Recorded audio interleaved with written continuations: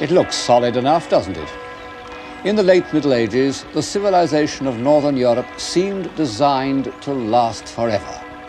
Rich merchants, self-satisfied guilds, a conveniently loose political organization, no material reasons for change. And yet, in a few years, in a single generation, came the first of those explosions that were to create contemporary man, what we call the Reformation. What went wrong with that solid-looking world? I can't see the answer outside the fortress of Würzburg, but inside it, in this room, one gets a hint of trouble. It contains carvings by a sculptor named Tilman Riemenschneider, perhaps the best of the many skillful craftsmen in late 15th century Germany. And these carvings are not only moving as works of art, they show very clearly the character of North European man about the year 1500. They show, to begin with, his serious personal piety, a quality quite different from the bland, conventional piety that one finds in a great deal of Italian art. And then a serious approach to life itself. These men were not to be fobbed off by forms and ceremonies. They believed that there was such a thing as truth, and they wanted to get at it. What they heard from papal legates, who did a lot of traveling in Germany at this time, didn't convince them that there was the same desire for truth in Rome. And they had a rough, raw-boned peasant tenacity of purpose. So far, so good. But these faces reveal a more dangerous characteristic, a vein of hysteria. The 15th century had been the century of revivalism, religious movements on the fringe of the Catholic Church.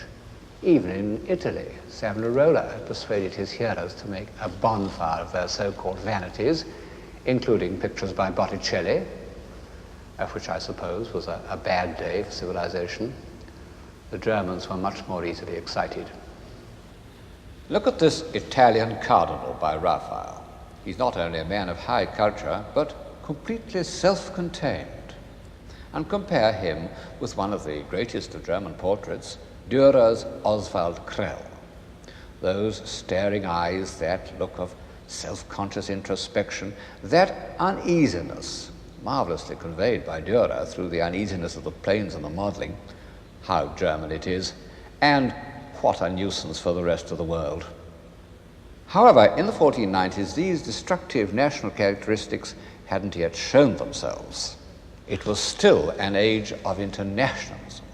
And in 1498 there arrived in Oxford a poor scholar who was destined to become the spokesman of northern civilization and the greatest internationalist of his day, Erasmus. Erasmus was a Dutchman. He came from Rotterdam. But he never went back to live in Holland. He'd been in a monastery there, and he'd hated it. And he'd also hated the coarse, convivial life of the average Netherlander.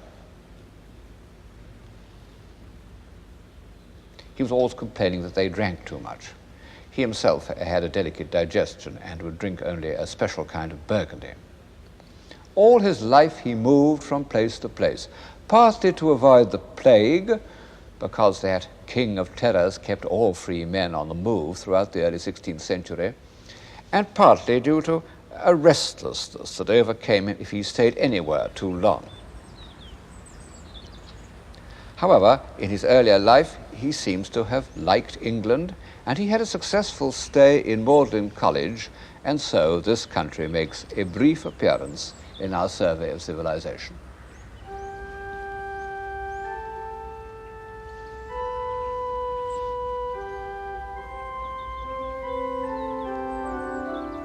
You know, considering the barbarous and disorderly state of England of the 15th century, Oxford and Cambridge are astonishing creations.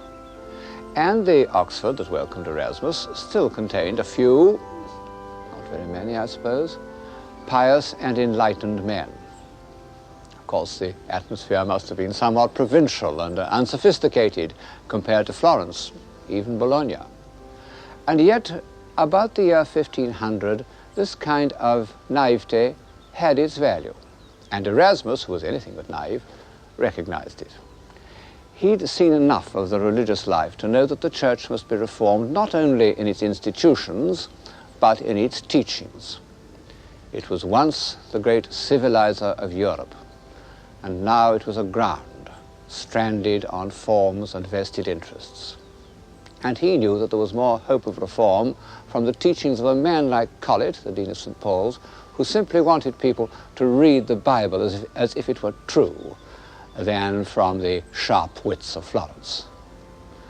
The intelligence and the tact by which Erasmus made himself so immediately welcome by the finest minds in England are alive to us in his letters. And by great good fortune we can supplement these letters by visible evidence, because he was the friend of the most incisive portrait painter of the time, Hans Holbein. Holbein's portraits show Erasmus when he had become famous and elderly, but they have so complete a grasp of his character that we can imagine him at every age. Like all humanists, I might almost say like all civilized men, Erasmus set a high value on friendship, and he was anxious that Holbein should go to England to paint pictures of his friends. And finally, in 1526, Holbein went and was introduced into the circle of Sir Thomas More.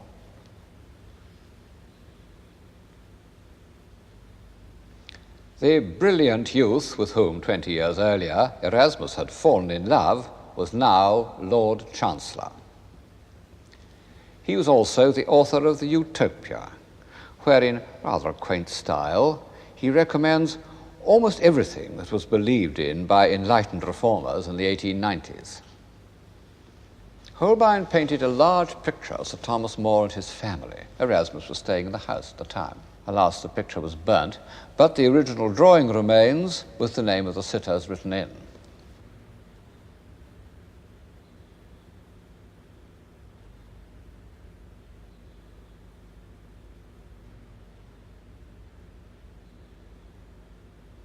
Erasmus used to say that More's family were like the Academy of Plato. Well, in Holbein's studies of the heads, they don't look oppressively intellectual, but alert, sensible people of any epoch.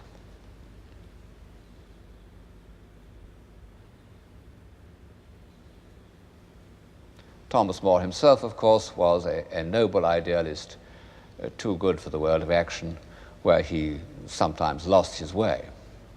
It shows how quickly civilizations can appear and disappear, that the author of the Utopia should have flourished, should have become, in spite of himself, First Minister of the Crown, halfway between the death of Richard III and the judicial murders of Henry VIII, of which he, of course, was to be the most distinguished victim.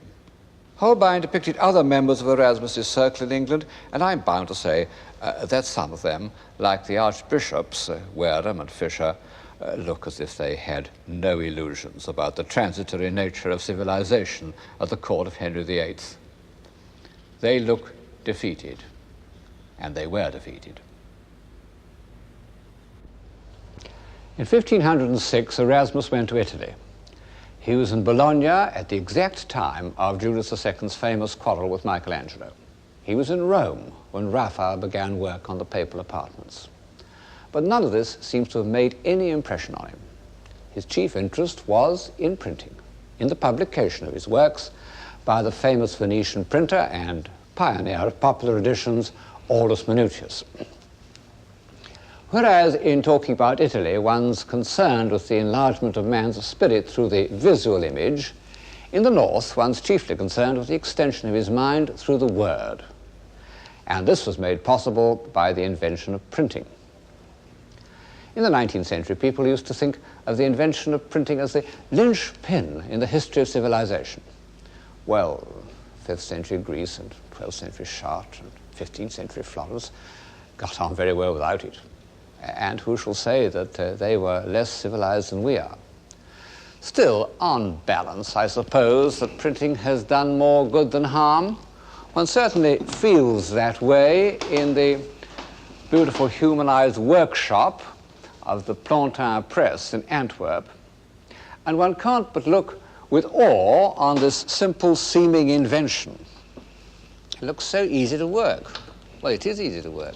Just roll it in like that, take this arm, pull as hard as you can, very hard. Roll it back, open it up,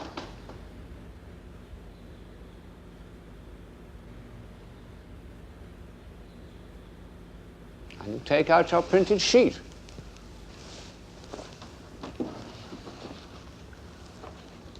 How easy they are to operate. You would have thought that anyone could have thought of it, like the wheel. Yet it was so effective that it remained practically unchanged for about 400 years. And perhaps one's doubts about the civilizing effect of printing have been aroused by a later development of the craft. Of course, printing had been invented long before the time of Erasmus. Gutenberg's Bible was printed in 1456. But these early printed books were sumptuous and expensive, done in competition with manuscripts. Men only gradually realized that printed books should reach as many people as possible. And it took preachers and persuaders almost 30 years to recognize what a formidable new instrument had come into their hands, just as it took politicians 20 years to recognize the value of television. The first man to take advantage of the printing press was Erasmus. It made him and unmade him, because in a way he became the first journalist. He'd all the qualifications. A clear, elegant style, in Latin of course, which meant that he could be read everywhere but not by everyone, opinions on every subject, even the gift of putting things so that they could be interpreted in different ways. Early in his journalistic career, he produced a masterpiece, The Praise of Folly. He wrote it staying with his friend Thomas More. He said it took him a week. I dare say it's true. He had an amazing fluency. And this time his whole being was engaged. We know to an intelligent man, human beings and human institutions sometimes seem intolerably stupid. And there are times when one's pent-up feelings of impatience and annoyance can't be contained any longer. Erasmus's Praise of Folly was an outburst of this kind. It washed away everything. Popes, kings, monks, of course, scholars, war, theology, the whole works. This is a page from it with a marginal drawing by Holbein showing Erasmus at his desk. And over the drawing, Erasmus has written that if he was really as handsome as this, he wouldn't lack for a wife. In the ordinary way, satire is a negative activity. But there are times in the history of civilization when it has a positive value. Times when the flypaper of complacency holds down the free spirit. This was the first time in history that a bright-minded intellectual exercise, something to make people stretch their minds and think for themselves and question everything, has been made available to thousands of readers all over Europe. It happened that during the same period in which Erasmus was spreading enlightenment through the word, another development of the art of printing was nourishing the imagination. The illustrated book engraved on a wooden block like this. Of course, the illiterate faithful had for centuries been instructed by wall paintings and stained glass. But the vast multiplication of images that was made possible by the printed woodcut put this form of communication on quite a different footing, at once more widespread and more intimate. And as usual, the invention coincided with the man, and the man was Albrecht Dürer.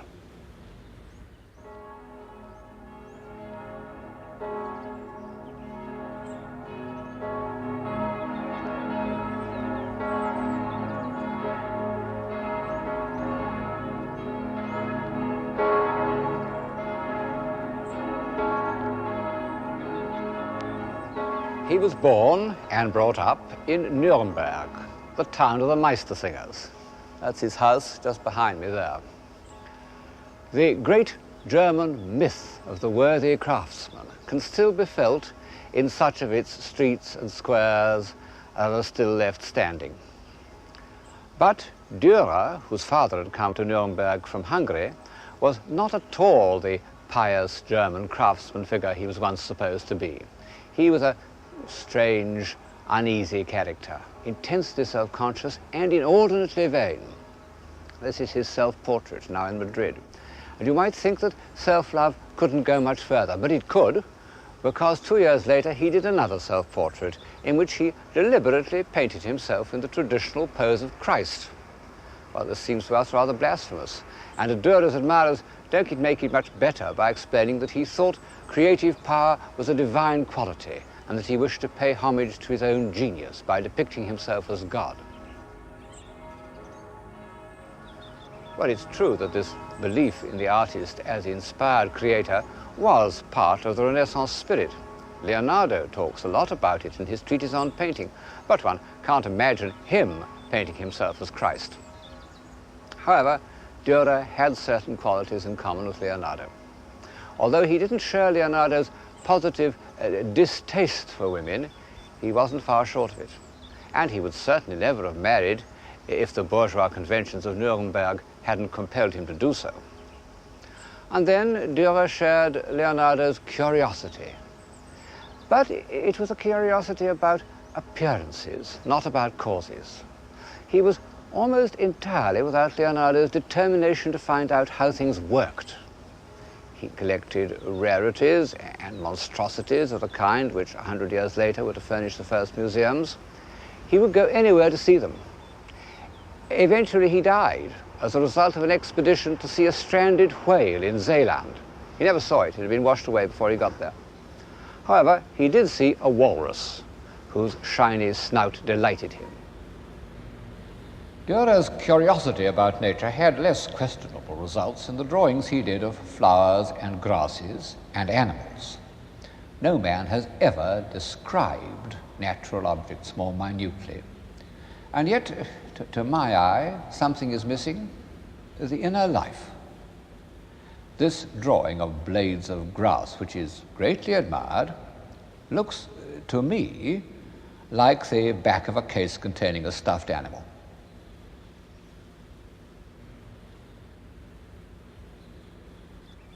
But if Dürer didn't try to peer so deeply into the inner life of nature, nor feel, as Leonardo did, its appalling independence of mankind, he was deeply engaged by the mystery of the human psyche. His obsession with his own personality was part of a passionate interest in psychology in general, and this led him to produce one of the great prophetic documents of Western man, the engraving he entitled Melancholia I. In the Middle Ages, melancholia had meant a simple combination of sloth, boredom, and despondency that must have been quite common when people couldn't read or were cooped up together in monasteries. But Dürer's application is far from simple. This figure is humanity at its most evolved, with wings to carry her upwards. And she sits in the attitude of Rodin's penseur and still holds in her hands the compasses, symbols of measurement by which science will conquer the world. Around her are all the emblems of constructive action: a saw, a plane, pincers, and those two prime elements in solid geometry, the sphere and the dodecahedron. And yet all these aids to construction are abandoned, and she sits there brooding on the futility of human effort. Her obsessive stare reflects some deep psychic disturbance. The German mind that produced Dürer and the Reformation also produced psychoanalysis. I began by mentioning the enemies of civilization. Well, here in Dürer's prophetic vision is one more way in which it can be destroyed from within. However, what made Dürer so important in his own age was that he combined an iron grip on the facts of appearance with an extremely fertile invention. And as time went on, he became absolute master of all the techniques of his day, and in particular the science of perspective, which he used not simply as an intellectual game, but in order to increase the sense of reality. His woodcuts diffused a new way of looking at art, not as something magical or symbolic, but as something accurate and factual. His treatment of sacred subjects carried absolute conviction. I don't doubt that the many simple people who bought his woodcuts of the Life of the Virgin accepted them as a correct record.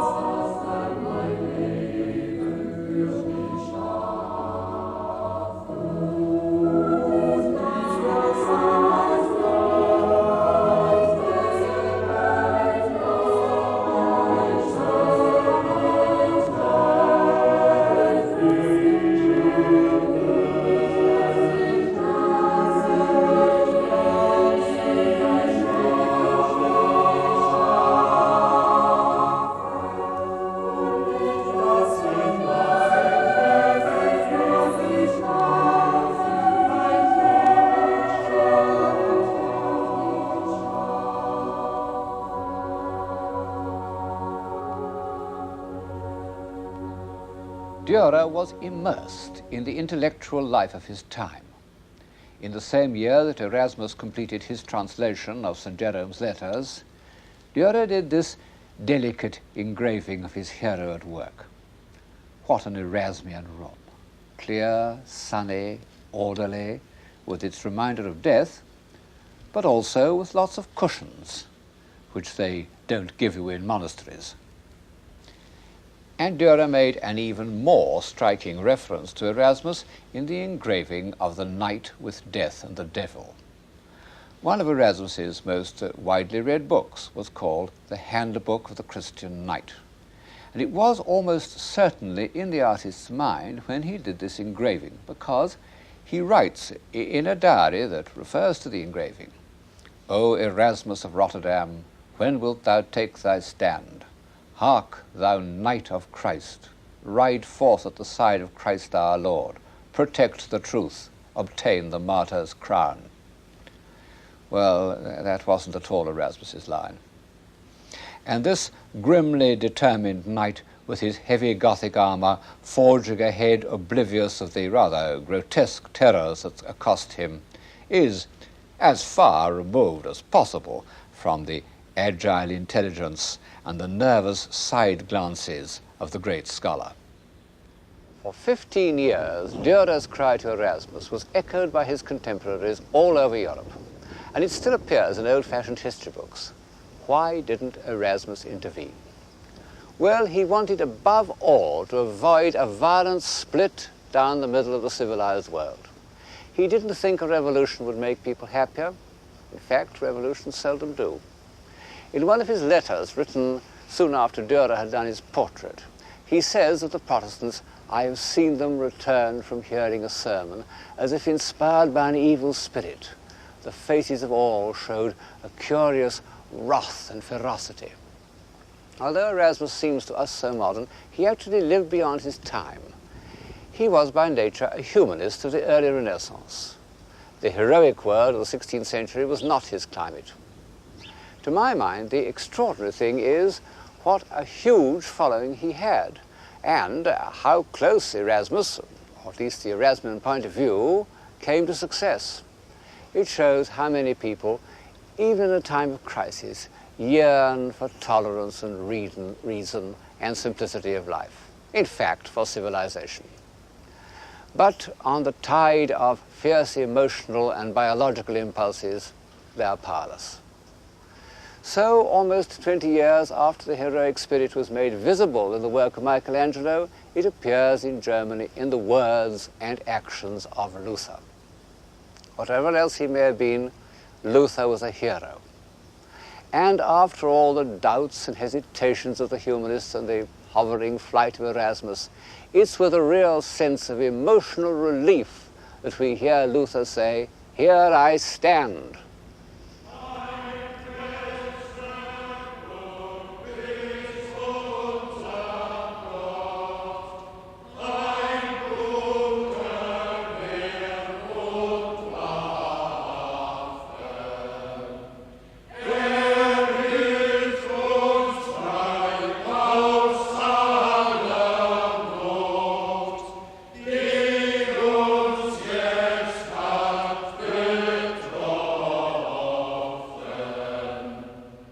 We can see what this burning spirit was like because the local painter of Wittenberg, Lucas Cranach, was one of Luther's most trusted friends. And Cranach portrayed Luther in all his changing aspects. The tense, spiritually struggling monk, the great theologian with the brow of Michelangelo, the emancipated layman.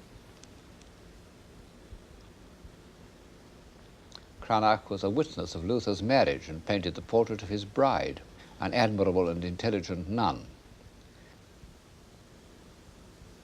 Even in the disguise he wore when he escaped incognito to Wittenberg, no doubt he was extremely impressive, the leader for which the earnest German people is always waiting. Unfortunately for civilization, he not only settled their doubts and gave them the courage of their convictions, he also released their latent violence and hysteria.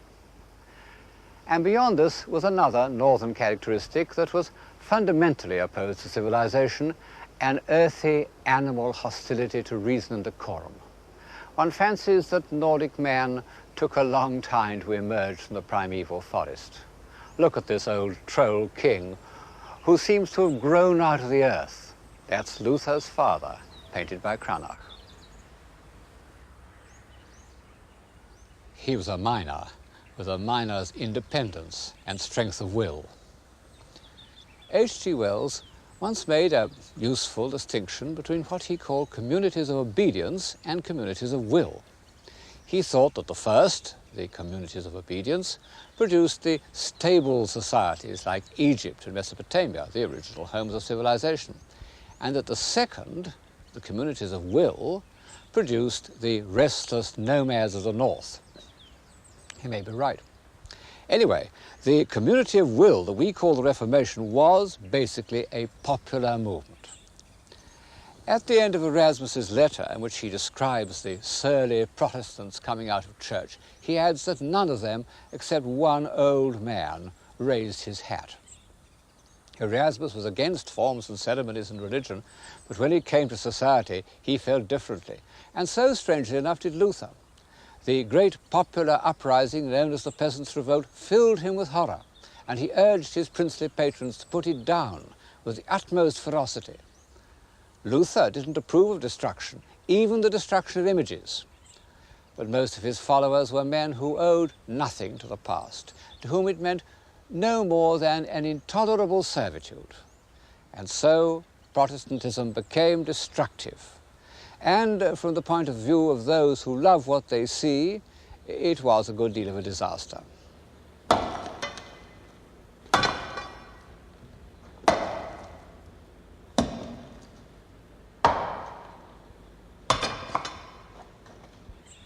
Well, we all know about the destruction of images, what we nowadays call works of art. How commissioners went round not only to cathedrals like Ely, but even to the humblest parish churches and smashed everything of beauty that they contained, knocked the heads off statues, smashed up the carved front covers, broke the rear dotties, broke anything within reach. It didn't pay them to stay too long on a single job. You can see the results here in the Lady Chapel at Ely. All the painted glass smashed, and unfortunately, the beautiful series of carvings of the life of the Virgin was within reach. And they've knocked off every head, made a marvelous job of it. There wasn't much religion about it. It was an instinct to destroy anything comely, anything that reflected a state of mind that ignorant people couldn't share. The very existence of these incomprehensible values enraged them. The visible aspect of civilization took a hard knock from Protestantism, or if you prefer it, from H.G. Wells's Community of Will. And in some ways it never recovered. For example, one can't point to a single piece of specifically Protestant architecture or sculpture, which shows how much these expressions of civilization depended on the Catholic Church.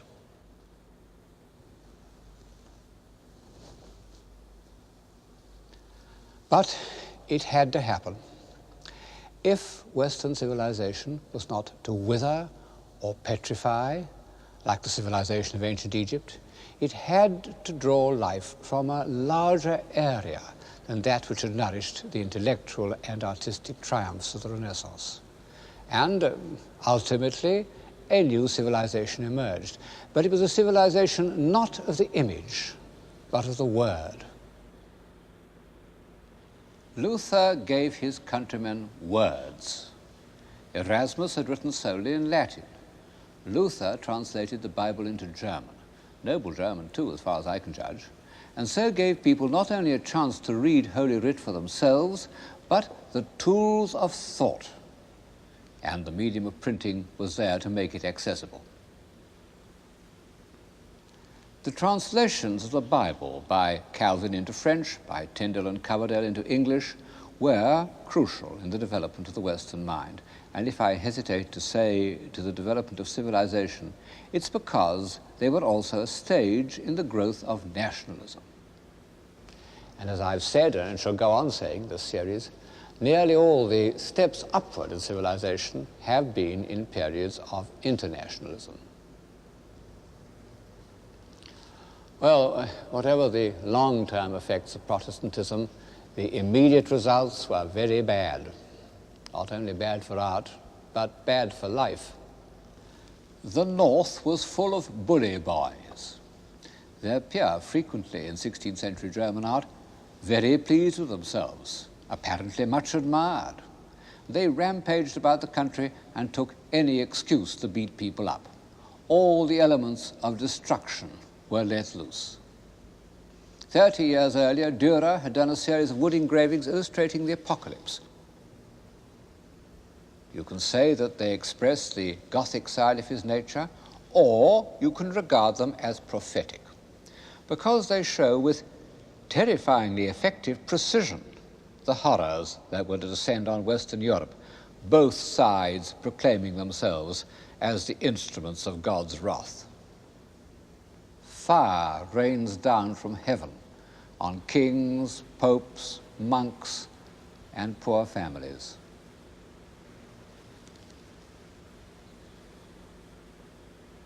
And those who escape the fire fall victim to the avenging sword. It's a terrible thought that so-called wars of religion, religion of course being used as a pretext for political ambitions, but still providing a sort of emotional dynamo, that wars of religion went on for 120 years and were accompanied by such revolting episodes as the massacre of St. Bartholomew. What could an intelligent, human, open-minded man do in mid-16th century Europe? Keep quiet, work in solitude, outwardly conform, inwardly remain free. The wars of religion evoked a figure new to European civilization, although familiar in the great ages of China, the intellectual recluse. Petrarch and Erasmus had used their brains at the highest level of politics. They had been the advisors of princes.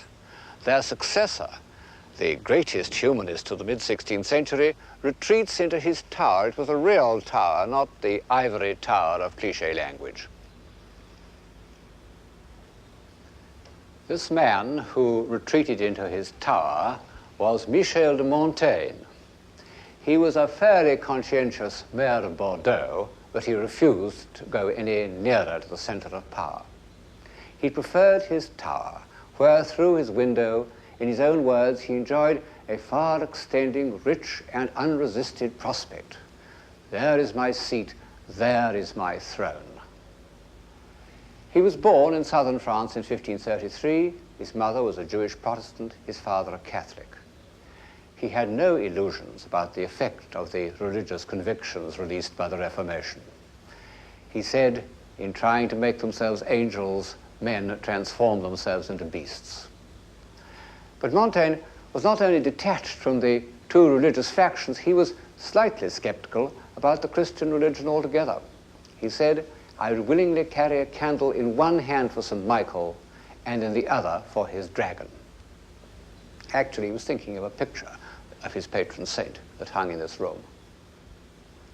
His essays are as crammed with quotations as are the tracts of the warring priests. But instead of being texts from the Bible, they are quotations from the authors of Greece and Rome, whose works he seems to have known almost by heart. He had his favorite quotations written on the beams of his study. And the one above my head says, Homo sum humani a me nihil alienum puto. I am a man, and think that nothing human is foreign to me. He used these texts, as the Reformers had used the Bible, to find out the truth. But it was a concept of truth very different from that which serious men had sought in Collett's sermons or Erasmus's New Testament. It involved always looking at the other side of every question, however shocking, by conventional standards, that other side might be. Burning a candle both to St. Michael and his dragon. It was a truth that depended on the testimony of the only person he could examine without shame or scruple, himself. In the past, self-examination had been painful and penitential. To Montaigne, it was a pleasure.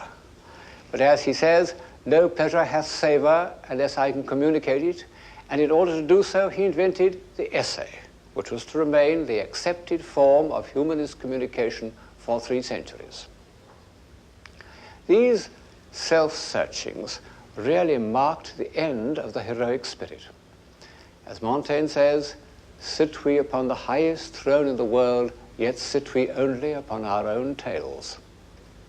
The strange thing is that people on high thrones didn't resent Montaigne. On the contrary, they sought his company. Had he lived, his friend Henry IV might have forced him to become Chancellor of France. But he preferred to remain here, in his tower.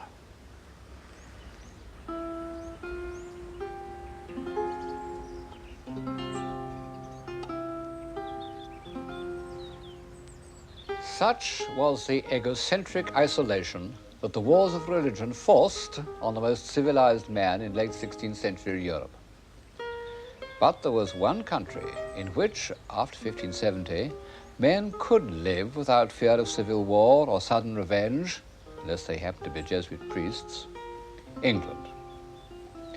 England, which was almost untouched by the visible signs of the Renaissance, which had little painting and no sculpture, but had developed a fantastic architecture of its own.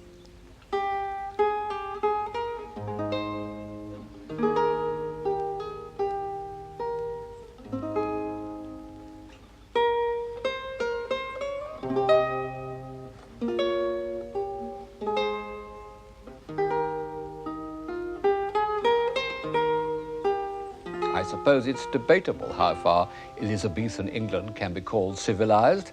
Certainly, it doesn't provide a reproducible pattern of civilization, as does, for example, 18th century France. It was brutal, unscrupulous, and disorderly.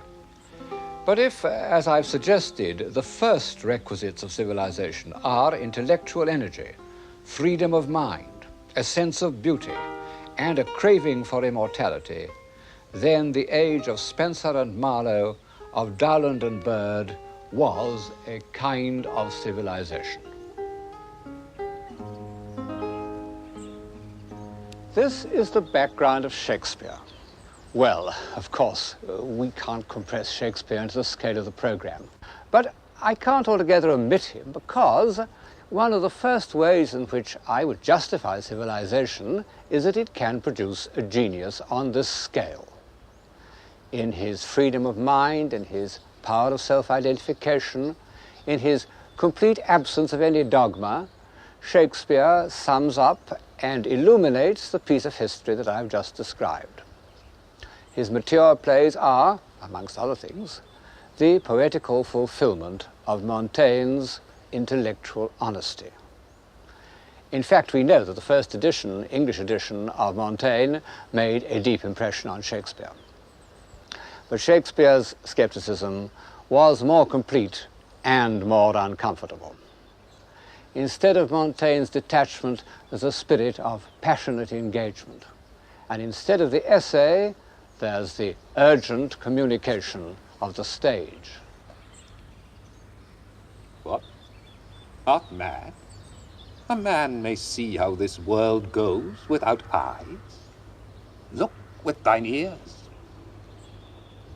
Thou rascal beadle, hold thy bloody hand.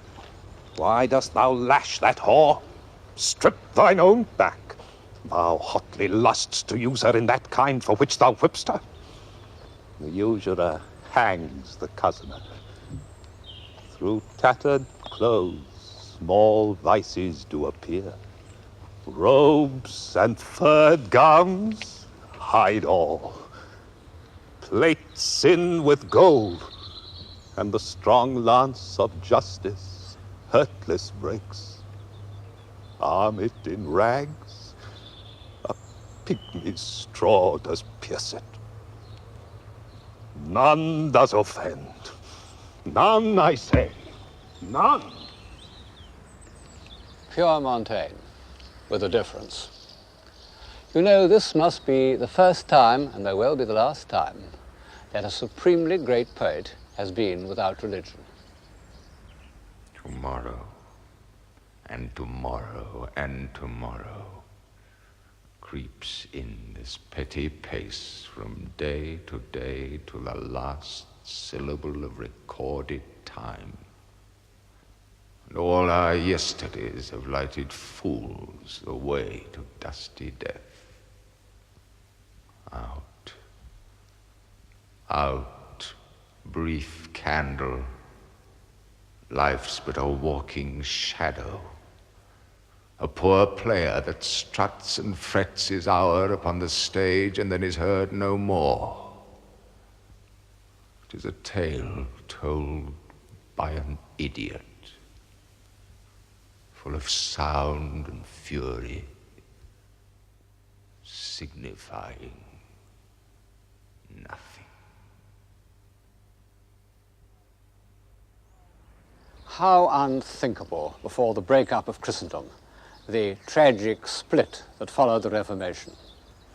And yet, I feel that the human mind has gained a new strength by outstaring this emptiness.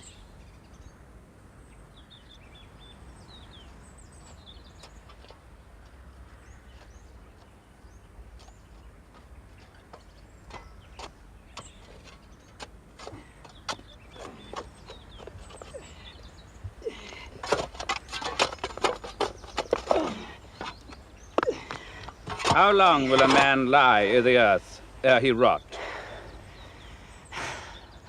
In faith, if he be not rotten before he die, as we have many pocky courses nowadays as will scarce hold the lying in. Oh, it lasts you 8 year or 9 year. A tenner will last you 9 year. Why he more than another? Why, sir, his hide is so tanned with his trade as will keep out water a great while. And your water is a sore decayer of your horse and dead body.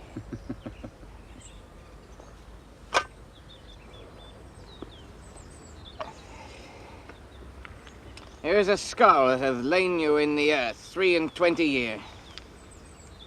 Whose was it? A whoresome mad fellow it was. Whose do you think it was? Nay, I know not. Pestilence on him for a mad rogue. Poured a flagon of Rhenish on my head once. This same skull, sir. Yorick's skull. The king's jester. This? Mean that. Let me see.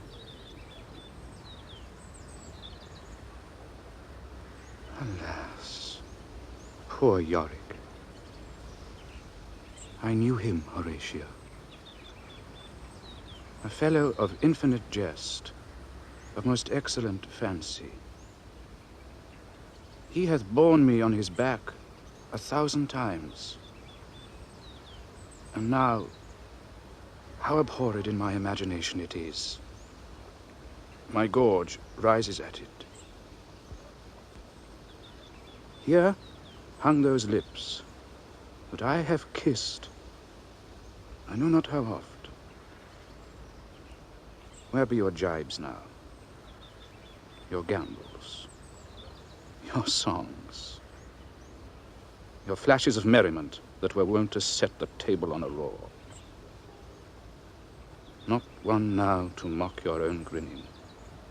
Quite chap fallen. Now, get thee to my lady's chamber, and tell her, let her paint an inch thick. To this favor she must come. Make her laugh at that. I prithee, Horatio, tell me one thing. What's that, my lord? Dost thou think Alexander looked to this fashion i' the earth? E'en so. And smelt so. Ha! E'en so, my lord. To what base uses we may return, Horatio. Why may not imagination trace the noble dust of Alexander till he find it stopping a bunghole? But to consider too curiously, to consider so. Oh, faith, not a jot, but to follow him thither with modesty enough and likelihood to lead it. As thus, Alexander died, Alexander was buried. Alexander returneth to dust. The dust is earth. Of earth we make loam. And why of that loam, whereto he was converted, might they not stop a beer barrel? Imperious Caesar, dead and turned to clay, might stop a hole to keep the wind away. Oh, that that earth which held the world in awe might patch a wall to expel the winter's flaw.